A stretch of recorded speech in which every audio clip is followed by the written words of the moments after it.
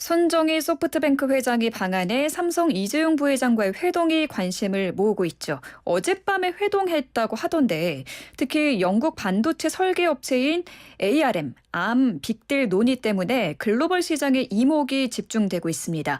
자세한 이야기 나눠보겠습니다. 최진홍 이코노믹 리뷰 기자 전화 연결돼 있습니다. 기자님 안녕하세요.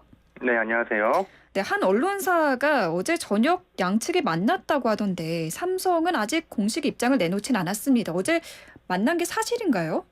예, 일단 삼성에서 공식적인 입장을 발표한 건 없고요. 다만 이재용 부회장과 이제 손정희 회장이 회동을 할 것이라는 것은 이제 뭐 명확하게 알려져 있기 때문에 네. 아마 이제 ARM 암과 관련된 내용이나 아니면 포괄적 협력에 대한 이야기를 좀 나눴을 것으로 추정되고 있습니다. 포괄적 협력에 대해서 이야기를 나눴을 것이다. 일단 ARM이라고도 하고 암이라고도 하던데 이 삼성전 네네. 뭐라고 할까요? 우리는 오늘? 암이라고 하시죠. 암이라고 할까요? 네. 삼성전자가 이 암을 인수하느냐를 두고 기대감이 지금 커지고 있는 상황이잖아요. 네. 저는 일단 이 암이 영국에 있는 반도체 설계 자산 기업으로만 알고 있는데요. 좀 더 구체적으로 어떤 기업인가요?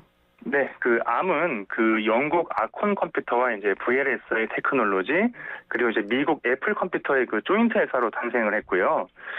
반도체 칩의 기본 설계 도면, 즉 아키텍처를 만드는 회사입니다. 쉽게 말해서 모든 반도체 회사들의 두뇌를 만들어내는 곳이라 생각하면 되고요. 모바일 AP 설계 점유율은 90%를 넘기고 있습니다. 지금 퀄컴이나 애플, 또 한국의 삼성전자 같이 반도체 칩을 만드는 회사들에게 일종의 이제 밑그림을 제공하면서 라이선스 비즈니스를 하고 있는 곳입니다. 제가 찾아보니까 모바일 AP 설계 점유율이 90%에 달한다고 하더라고요. 네, 맞습니다. 그러면은 우리가 지금 쓰고 있는 대부분의 모바일 기기 칩의 설계를 이 암에서 하고 있다고 보면 될까요? 네, 맞습니다. 그러니까 AP라는 거는 이제 PC에서 봤을 때 CPU, 즉 두뇌 역할을 하는 건데, 이제 AP는 휴대폰이나 뭐 스마트폰, 태블릿 이런 좀 작은 기기에 들어가는 CPU라고 보시면 되고요. 네, 거기에서 만들어지는 모든 기기들의 설계 도면을 제공하는 곳이라고 보시면 됩니다. 네. 굉장히 큰 그리고 반도체 업계에 있어서 굉장히 중요한 기업이라고 할 수 있을 것 같은데 근데 이 암은 사실 올 초에 엔비디아가 인수를 시도했다가 무산되지 않았습니까? 왜 무산이 됐나요? 네, 사실 암은 2016년 7월 달에 손정희 회장이 이끄는 소프트뱅크의 234억 파운드, 즉 33조 5천억 원에 이제 인수된 바가 있는데 당시에 이제 손 회장이 정말 저렴하게 좋은 기업을 이제 인수했다면서 네. 공개적으로 좀 기쁨을 감추지 않았던 일도 있었습니다. 그런데 문제는 이제 손 회장의 노림수에 좀 변수가 생겼는데요. 원래 소프트뱅크는 암을 인수하면서 IoT, 즉 사물 인터넷 시대를 좀 선도할 수 있는 발판을 마련하려고 했는데 네. 예, 지금 예상이 좀 빗나갔습니다. 왜냐하면 계산대로라면 지금 이제 IoT 시대가 왔어야 했는데 안타깝게도 아직 때가 좀 아닌 거죠. 네, 그래서 여기에 또 이제 팬데믹을 거치면서 우버, 위워크, 디디 출신 등 지금 소프트뱅크의 투자 실패가 좀 이어지면서 재무 상태가 최악이 됐고요. 예, 결국은 이제 암을 이제 인수했으니까 이제 매각을 좀 결정할 수밖에 없었고 거기서 엔비디아가 47조 원 순으로 좀 인수하는 방안이 검토된 바 있습니다. 근데 이것도 문제가 좀 있었던 것이 앞에서 말한 것처럼 암은 모든 반도체 회사들의 두뇌 역할을 하는 곳이잖아요. 네네. 네, 정확한 비유는 아니지만 일종의 공공재 비슷한 인프라로 좀 여겨지기 때문에 각국의 반독점 기관들이 일제히 엔비디아의 암 인수를 좀 반대했습니다. 여기에 이제 영국 정부도 반도체 기밀 유출 등을 이유로 좀 인수합병에 제동을 걸면서 빅딜은 결국 무산된 상태고요. 그래서 이제 소프트뱅크는 이 암을 이제 기업 공개로 방향을 틀었습니다. 지분 시석을 진행한 후에 뉴욕이나 런던 혹은 둘 다 상장할 좀 가능성이 상당히 높고요. 지분 희석을 좀 하는 이유는 암의 성장 동력을 좀 창출하기 위해서 매각이나 투자 유치를 해야 되는데 네.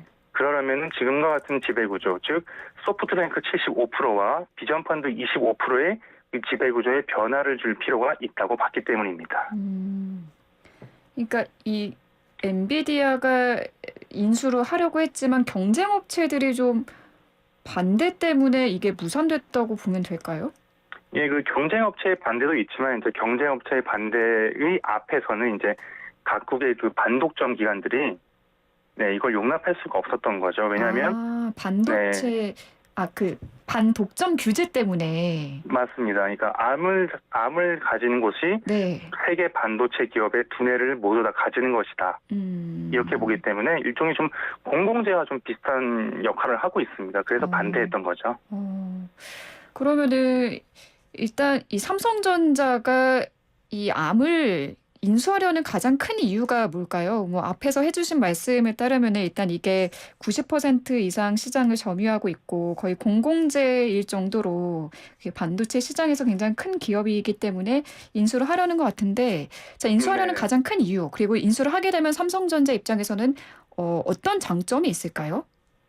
예, 그 삼성전자가 뭐 가정이지만 일단 암을 뭐 직접 인수를 하거나 아니면 이제 컨소시엄에 참여하거나 혹은 이제 뭐 지분 일부를 이제 인수하는 뭐 여러 가지 방안들이 좀 나온 바가 있고요. 네, 근데 지금으로서 삼성전자가 좀 암과 밀착하면서 거둘 수 있는 가장 높은 성과는 역시 네. 암 생태계에 삼성전자의 영향력을 키울 수 있다. 이렇게 볼 수 있습니다.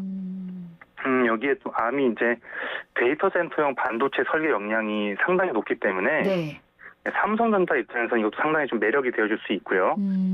또 향후에 또 이제 핵심 사업이 될 수 있는 인공지능, 로봇 분야에서 암은 이제 인수할 경우에 삼성전자의 로드맵이 더 빨라질 수 있는 발판이 또 마련될 수 있습니다. 지금 그 인수 시나리오가 여러 가지가 나오고 있더라고요. 가장 유력한 방법으로는 뭐가 있을까요? 지금 사실 뭐 단독 인수 가능성은 대단히 낮다고 보시면 될 것 같고요. 예, 물론 이제 100%라고 말할 수는 없겠지만 네. 그 삼성전자의 그 2분기 기준 현금성 자산이 125조 원에 이르기 때문에 이 자금이 좀 움직인다면 뭐 인수하지 못할 것도 없습니다. 그렇지만 그 정도의 빅딜은 삼성전자가 좀 가질 수 있는 매력에 비해서는 좀 낮다는 것이 좀 시장의 중론이고요. 네. 또 무엇보다 인수를 좀 추진한다고 해도 좀 당연히 각국 규제기관의 규제에 걸릴 수 있기 때문에 예, 좀 상당히 좀 조심스러울 수밖에 없다. 이렇게 좀 보여집니다. 사실 그 방금 처음 그 말씀하신 대로 지금 회동은 했지만 네. 이게 그 암 인수에 대한 이야기인지 아니면 포괄적 협력에 대한 이야기인지 좀 이견이 좀 갈리고 있는 상황인데요. 뭐 지금으로서는 좀 더 상황을 지켜봐야 될 것 같습니다. 그러니까 단독 인수 가능성은 낮다고 보시는 거죠? 네, 지금으로서는 상당히 낮다고 보시면 될 것 같습니다. 왜냐하면 뭐 자금은 충분히 있지만 네. 암을 인수함으로써 삼성전자가 얻을 수 있는 이득이 상당히 제한적이거든요. 그런가요? 네, 뭐 여러 가지 이유가 있습니다. 일단은 그 컨소시엄보다는 좀 가능성이 낮다는 점을 좀 먼저 말씀드릴 수 있고요. 또 컨소시엄에 참여를 한다고 해도 뭐 내부에는 상당한 좀 이견이 있을 수밖에 없기 때문에 네, 삼성전자 입장에서 상당히 좀 조심스럽게 접근할 수밖에 없습니다. 네, 포괄적 협력을 말씀해 주셨는데 이건 어떤 의미인가요? 네, 지금 나오고 있는 언론 보도도 그렇고요. 지금 그 이재용 그 회장과 부회장과 손정희 회장이 이제 회동한 결과에 대해서 지금 기자들이 많이 취재를 좀 하고 있는데, 네네. 네, 사실 삼성전자 입장에서는 뭐 원하는 바를 얻을 수 없기 때문에, 네, 그렇다면 이제 암 인수를 좀 한 발 물러나지 않을까라는 생각이 좀 많이 들고 있고요. 네. 네, 또 여러 가지 좀 시나리오별로 뭐 차이가 좀 있을 수 있을 것 같습니다. 그러니까 이거를 뭐 완전히 통째로 인수를 해오는 것보다는 전략적인 협력 관계를 맺을 수도 있다라는 게 그 시나리오 중에 하나로 지금 나오고 있는 거죠. 네, 그래서 가장 가능성이 높은 그 컨소시엄을 보면요. 네. 일단 그 미중 반도체 패권 전쟁이 좀 첨예하게 벌어지는 상황에서 어떻게든 좀 중국의 압박이 있을 가능성이 상당히 높고요. 네, 그렇다면 이제 만약에 이번 회동이 뭐 암과 관련된 게 아니라 포괄적 협력에 머무른다고 해도 네, 요건 좀 판을 좀 크게 볼 필요가 있을 것 같습니다. 네, 사실 그 지금 그 미중 패권 전쟁 벌어지면서 네. 그 일본의 든 소프트 여보세요? 네, 지금 잠시 전화 연결이 끊긴 것 같은데요. 다시 전화를 해 보겠습니다. 네, 지금 손정희 소프트뱅크 회장이 방한을 해서 삼성 이재용 부회장과 어제 이미 만났다라는 이야기도 나오고 있고, 앞으로 이 삼성전자가 암을 인수할 것이느냐를 두고 지금 모든 언론과 글로벌 시장의 이목이 집중되고 있습니다. 삼성이 만약에 정말 이 암을 인수했을 때 어떤 장점이 있을지, 어떤 베네핏이 있을지에 대해서 이야기를 나누고 있는데요. 지금 전화 연결이 됐을까요? 네, 됐습니다. 네. 그러면은 근데 일각에서는 지금 소프트뱅크 비전 펀드, 지금 손 회장이 지분을 갖고 있는 이 비전 펀드가 손실을 내면서 그 인수에 더 급한 입장일 수 있다. 손정희 회장이 인수에 더 급한 입장일 수 있다라는 분석도 나오더라고요. 이 부분은 어떻게 보시나요? 네, 만약에 암 인수와 관련돼서 이야기가 나왔다면 음, 아무래도 그 이재용 부회장보다는 손정희 회장의 마음이 더 급할 수밖에 없습니다. 네. 최근에 그 비전펀드 직원 30%를 감원하는 등 지금 소프트뱅크가 창사 이래 최악의 적자를 좀 내고 있거든요. 그렇군요. 네, 그래서 현금 확보가 상당히 좀 절실한 상황인데 그 삼성전자는 좀 상대적으로 여유가 좀 있다고 보여집니다. 일단은 메모리가 주력인데다가 암이 모바일 AP의 강자라고는 하지만 미래 먹거리가 무엇이냐에 대한 의문은 여전히 있기 때문이고요. 네. 아직 좀 상용화는 먼 이야기지만 또 리스크5 같은 그 미래 라이벌들 또 인수 가격이 최대 100조 원에 이르기 때문에 이를 인수했을 때 어떤 시너지를 낼 수 있을까에 대한 좀 의문도 상당히 큰 상황입니다. 또 일각에서는 그 삼성전자가 어쨌든 그 파운드리와 또 캡리스 그리고 무엇보다 이제 메모리 반도체에 좀 주력하는 상황에서 네. 암을 인수하게 되면 이제 토털 생태계를 좀 만들 수 있다고 보지만 냉정하게 말해서 판을 좀 지나치게 키우는 거 아니냐 이런 반론이 더 큰 것도 사실입니다. 판을 지나치게 키운다라는 건 어떤 의미인가요? 그 토털 생태계란 말이 상당히 좀 무서운 말인데요. 네. 이게 삼성전자는 어쨌든 지금 메모리 반도체 시장에서 세계 1등을 하고 있고요. 네. 그다음에 좀 팹리스에선 좀 약한 모습을 보이고 있지만 파운드리에서 상당히 좀 강력한 투자를 좀 벌이고 있습니다. 여기서 이제 암을 단독 인수했을 때 혹은 뭐 컨소시엄으로 들어왔을 때 뭐 여러 가지 반도체 생태계와 관련된 모든 것들을 다 장악하게 되는데 근데 문제는 과연 이렇게 모든 것을 장악했을 때 네. 거기서 나올 수 있는 시너지나 베네핏이 과연 100조 원 이상이 될 수 있을 것인가. 여기에 대해서는 회의적인 반응이 좀 대부분이라고 보시면 될 것 같습니다. 그렇군요. 지금 500만 삼성전자 소액 주주분들은 과연 이 인수가 삼전을 구할 호재인가 누구보다 더 관심을 갖고 지켜보실 것 같은데 근데 암을 막상 인수했을 때 그다지 그렇게 막 기대해 볼 만한 시너지는 크지 않을 것으로 지금 전망을 하고 계신 거죠? 네, 그렇습니다. 근데 삼성이 지금 다른 기업과 손을 잡고 컨소시엄 구성 가능성도 나오고 있더라고요. 뭐 이미 인텔과 퀄컴과 공동 인수 의사를 발표하기도 했죠. 네, 맞습니다. 지금 삼성전자뿐만 아니라요. 박종우 SK 하이닉스 회장도 네. 올해 초 정기 주총에서 이제 컨소시엄을 구성해서 암 인수에 나서겠다는 뜻을 좀 밝힌 바 있고요. 또 말씀하신 것처럼 이제 인텔, 퀄컴 같은 글로벌 기업들도 이제 컨소시엄을 꾸려서 암 인수에 나설 가능성이 있습니다. 다만 이제 지금 들어오는 소식에 좀 따르면요. 네. 일단 삼성전자가 암 인수는 물론 이제 포괄적 협력에 대해서 논의를 하고 있다고 합니다. 네네. 네, 또 한종희 부회장이 오늘 열렸던 한국전자전에서 인수합병 전략에 관한 기자들의 질문에 좀 보안 상황이라 말하기 어렵고 좀 선을 좀 그었거든요. 네. 그래서 지금 이제 삼성전자의 암 인수와 관련된 여러 가지 이슈들이 좀 방향성이 네. 삼성전자와 소프트뱅크의 좀 포괄적 협력으로 좀 변하고 있다. 이렇게 좀 말씀드릴 수 있을 것 같습니다. 그렇군요. 그럼 만약에 포괄적 협력 관계를 가졌을 때 그 중국이 가만히 있을까요? 앞에서 잠깐 중국 이야기를 해주셨습니다만. 네, 사실 되게 좀 중요한 부분인데요. 일단 컨소시엄이 구축됐을 때 어떤 방식으로든 중국의 압박이 있을 거라고 제가 말씀을 드리지 않았습니까? 네. 이게 그렇다고 영국 기업의 암 인수에 중국 기업에 들어갈 가능성도 상당히 낮습니다. 네, 이런 상태에서 이 부회장과 손 회장의 이번 회동이 암 인수 및 투자가 아닌 좀 포괄적 협력이라고 했을 때도 네. 중국이라는 키워드가 상당히 좀 중요한데요. 사실 방금 말씀드린 것처럼 이제 소프트뱅크는 네이버와 함께 아태 지역 시장 공략을 좀 하고 있는 상황입니다. 그리고 여기서 소프트뱅크가 삼성전자와도 접점을 키울 가능성이 상당히 높긴 합니다. 비단 암 인수가 아니라 반도체를 포함해서 통신 장비, 또 모빌리티 측면의 파트너로서 삼성전자의 존재감이 상당히 커지고 있기 때문인데요. 네. 그래서 만약에 그 이 부회장과 손 회장의 이번 회동이 암과 관련된 직접적 협력이 아니라 두 회사의 좀 포괄적 협력, 그리고 손 회장이 어떤 암에 대한 투자 유치나 뭐 이런 걸 받기 위해서 네트워크를 하는 거라면, 네.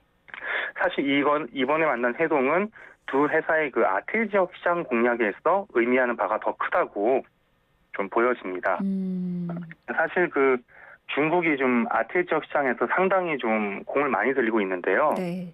그 화웨이나 알리바바 등을 통해서 좀 여러 가지 인프라를 설치를 해주고, 또 각 지역에 있는 통신사들, 그 외에 많은 기업들과 협력을 하고 있습니다.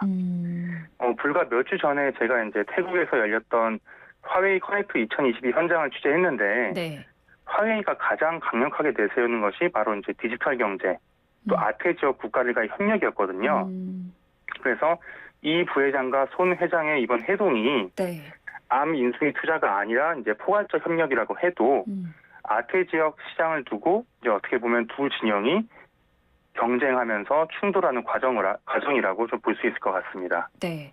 근데 저도 이 삼성전자를 소량 갖고 있는 그 소액 주주로서 지금 네. 암 이슈 때문인지 삼성전자 주가도 조금 올랐거든요. 급등을 했거든요. 네네. 삼성의 글로벌 위치는 어떻게 판단을 하시나요?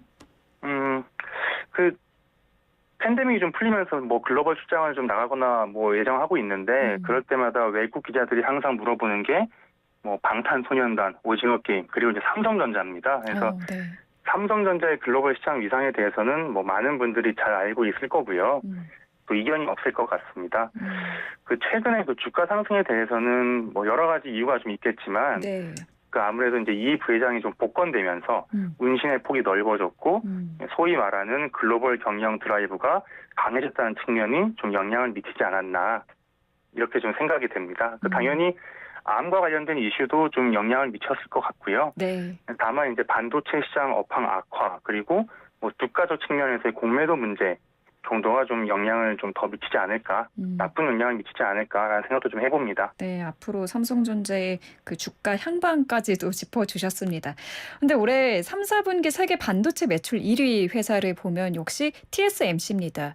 세계 반도체 시장의 중심축이 시스템 반도체로 되고 있지만 우리나라 같은 경우에는 메모리 반도체 의존이 강하잖아요. 이 부분은 어떻게 보실까요? 예, 사실 그 오래전부터 나온 이야기인데요. 그 메모리 시장을 석권한 상태에서 시스템까지 석권하면 정말 더할 나위 없이 좋겠지만, 네.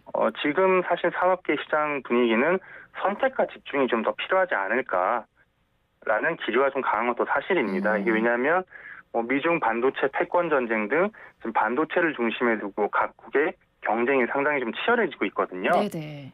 이럴 때 우리가 더 잘하는 것에 더 집중을 해서 시장을 더 이끌어 가는 것이 더 좋다. 뭐 이런 이야기들이 나오고 있는 것이 좀 사실입니다. 다만 네. 한국에서는 시스템 반도체를 좀 오랫동안 비메모리 반도체라고 불렀잖아요. 네. 그만큼 좀 반도체 시장의 중심이 메모리에 좀 많이 치우쳐 있었고, 최근에 AI 반도체나 뭐 좀 다른 반도체들이 많이 나오고 있기 때문에 조금씩 우리도 좀 시스템 반도체에 관심을 가질 타이밍이 오고 있지 않은가. 라는 것이 산업계의 좀 전반적인 기류라고 보시면 될 것 같습니다. 네, 알겠습니다. 삼성전자가 2027년까지 반도체 위탁 생산, 파운드리 공정에서 1.4나노 미세 공정 제품을 양산하겠다고 밝혔거든요. 삼성의 네네. 어떤 미래 좀 계획이랄까요? 일단 삼성전자 입장에서는 메모리 반도체 패권을 수성하면서 그 파운드리에서는 TSMC를 좀 추적할 수 있는 방안을 마련해야 되는데, 이게 쉬운 일은 아닙니다. 그렇겠죠. 네, 또 이제 파운드리 시장의 터줏대감인 그 TSMC가 네. 파트너들과 아주 오랫동안 협력을 했기 때문에 그 아성을 단숨에 깨기는 어렵고요. 또 아무래도 팬리스들은 공정의 특성상 오랫동안 거래한 파운드리와 함께할 수밖에 없습니다. 그래서 삼성전자 입장에서는 이제 믿을 수 있는 것은 역시 미세 공정이고요. 네, 미세 공정이요. 네, 왜냐하면 이제 오랫동안 거래한 그 TSMC의 업력을 이길 수 없으니 그렇다면 최첨단 기술로 승부를 하는 겁니다. 그래서 지난 6월 달에 GAA 트랜지스터 기술을 적용한 3나노 1세대 공정 양산을 세계 최초로 시작을 했고요. 네. 또 2027년에 이제 1.4나노 공정을 도입한다는 계획을 발표했는데 그 초격차 전략을 바탕으로 좀 빠르게 판을 흔드는 게 살 길이다 이렇게 생각을 좀 한 것 같습니다. 그 11월 달에 이제 퀄컴이 그 새로운 스냅드래곤을 발표하는데요. 네. 이제 누가 제작을 맡을 것인지 좀 업계의 관심이 큰데 그 2위 파운드리 업체의 삼성전자는 이제 수성과 동시에 공성에도 속도를 내는 일종의 몽골 기병 전략으로 좀 나설 것 같습니다. 네, 알겠습니다. 오늘 말씀 여기까지 듣겠습니다. 감사합니다. 네, 고맙습니다. 네, 지금까지 최진홍 이코노믹 리뷰 기자와 함께했습니다.